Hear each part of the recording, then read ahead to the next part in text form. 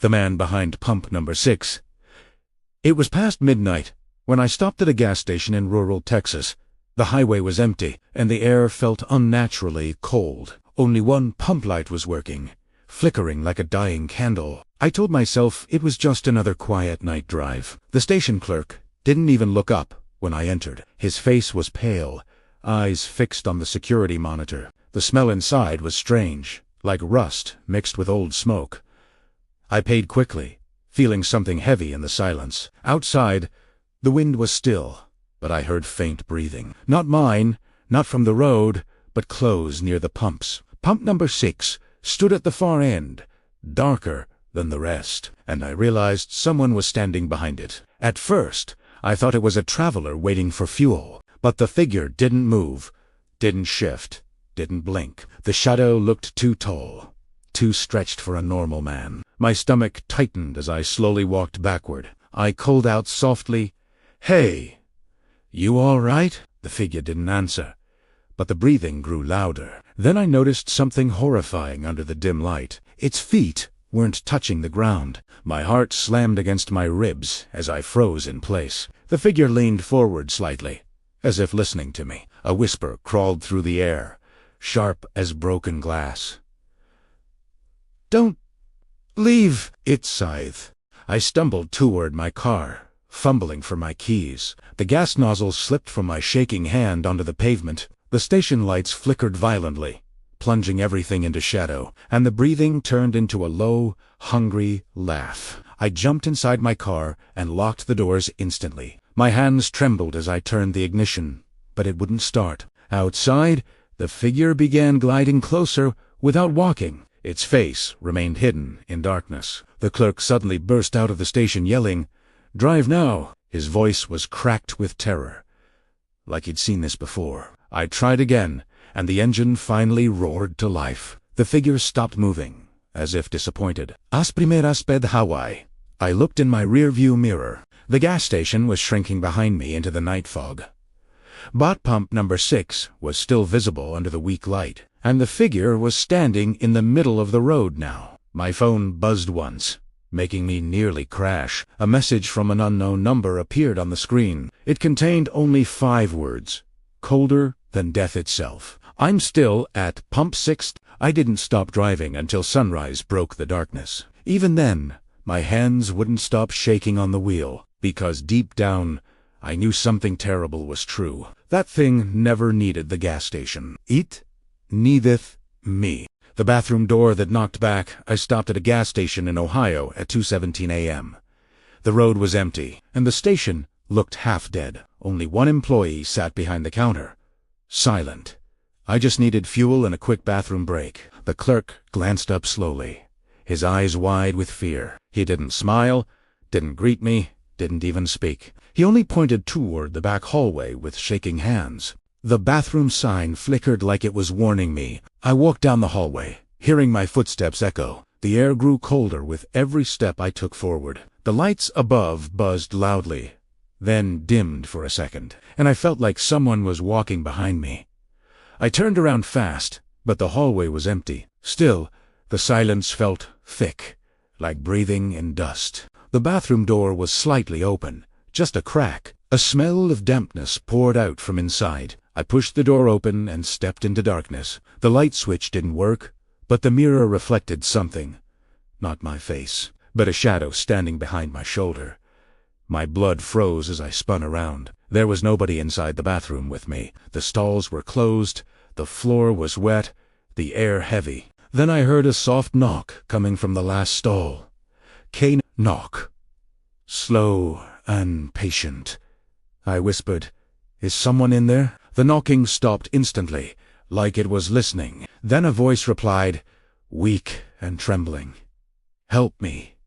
Please don't leave." My chest tightened as I stepped closer to the stall. The door looked old, scratched deeply from the inside. Something had clawed at it like an animal trapped for years. I reached out with a shaking hand.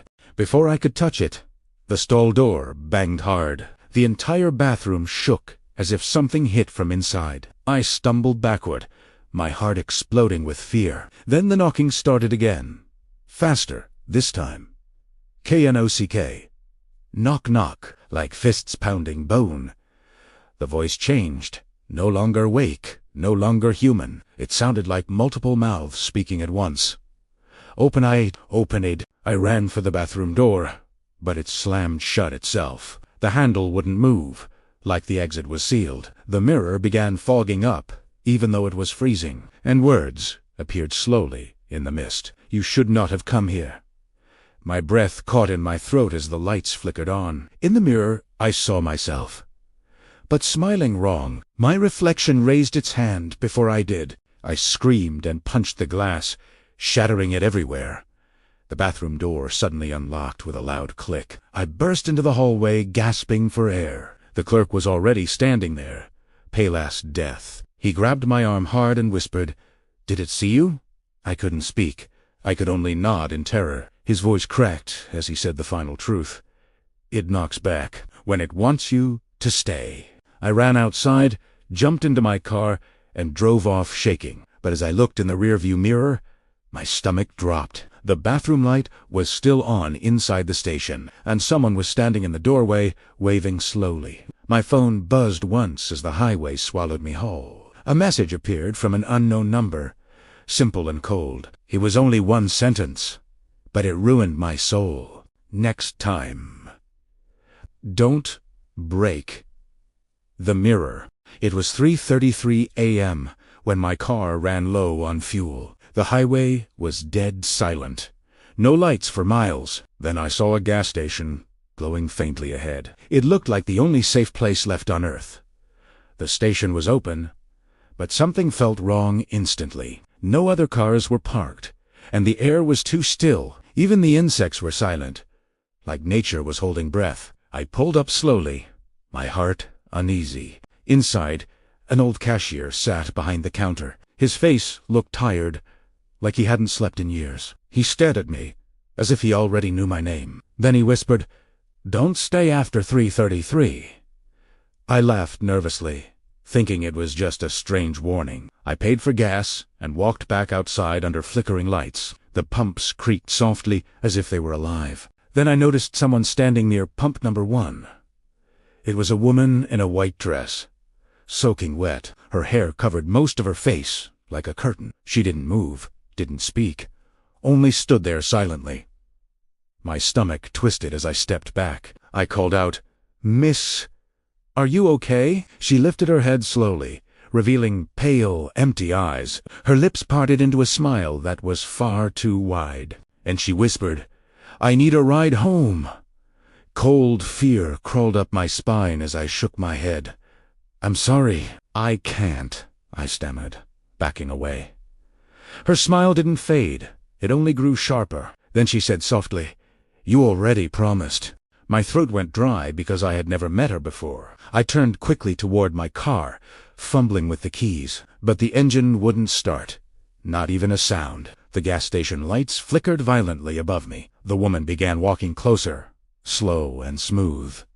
Bare feet didn't make footsteps, only silence. The air around her smelled like rain and graves, and her voice became colder with every step. "You stopped here last year," she whispered. My blood froze because I had never been here before. She tilted her head and said, "Yes, you have." Then my phone buzzed in my pocket. The screen lit up with an unknown message. It was a photo, blurry and dark, taken at night. It showed my car at this same station. 1 year ago, and beside it, the same woman smiling. My hands shook so badly I almost dropped the phone. I whispered, "That's impossible. I wasn't here." The woman giggled softly, like a child in the dark. "People forget," she said. "The dead don't." The cashier suddenly burst out of the store screaming, "Get in your car now. Don't talk to her." His voice cracked with terror as he threw something at me. It was a set of keys. My keys. I caught them, confused, because mine were in my hand. I looked down slowly, and my stomach dropped. The keys I held were rusted, old, covered in dried blood. Not the keys from tonight. The cashier shouted, "Those are from the crash." My chest tightened as memories flashed like lightning. Rain, screaming, headlights, A woman in the road, then darkness swallowing everything. The woman smiled wider, her face twisting unnaturally. "You hit me," she whispered, "and you drove away." My knees buckled as the truth finally surfaced.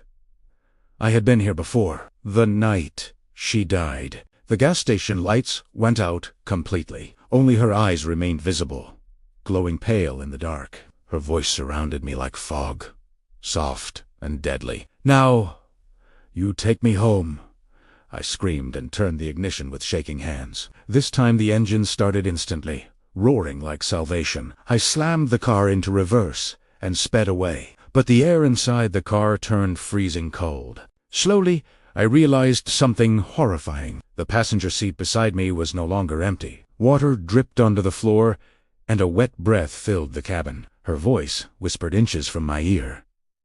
"Thank you for the ride," she said softly, my eyes filled with terror as I kept driving faster. Then she giggled one last time and whispered the final curse. "We'll stop again next year, at 3:33